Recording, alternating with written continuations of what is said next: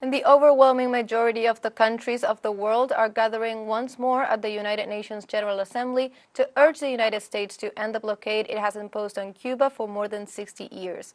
Our special correspondent in New York, Aiza Garcia, has approached some members of groups of solidarity with Cuba present in New York. Let's listen to their opinions.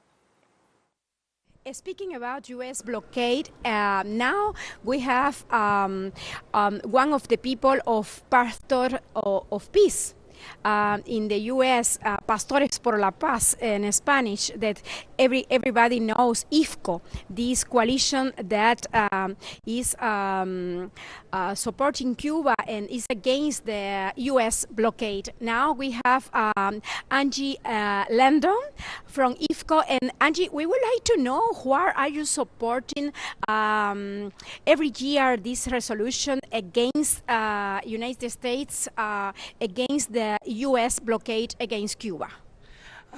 Because the blockade is nothing short than a crime against humanity. We know that the blockade has no interest in the rights of Cuban people.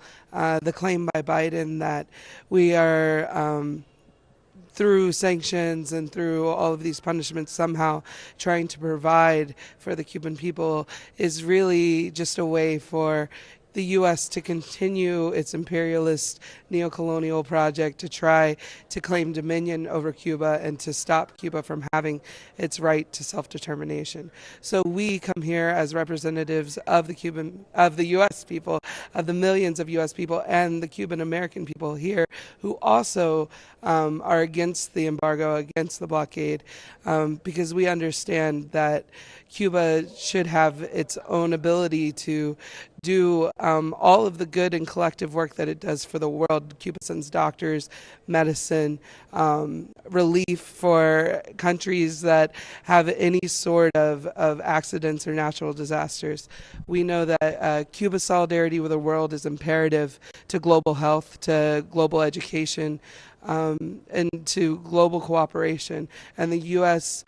government, Biden, Trump, and all of the people before that for the last 60 years don't represent anything that the UN Charter claims, that global cooperation claims, and in fact goes against that and is the only representation of terrorism.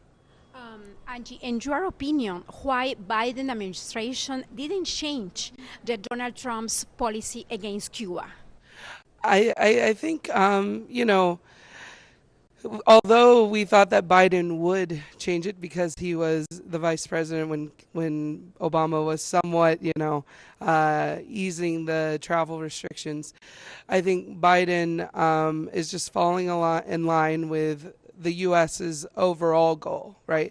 They like to make us believe that Democrats and Republicans are operating on opposite ends when really they are only there representing the 1% of this country and have no actual desire to listen to the voices of the people of the U.S. or the voices of the countries from all around the world that have been echoing the same fight against the blockade for the last 31 years.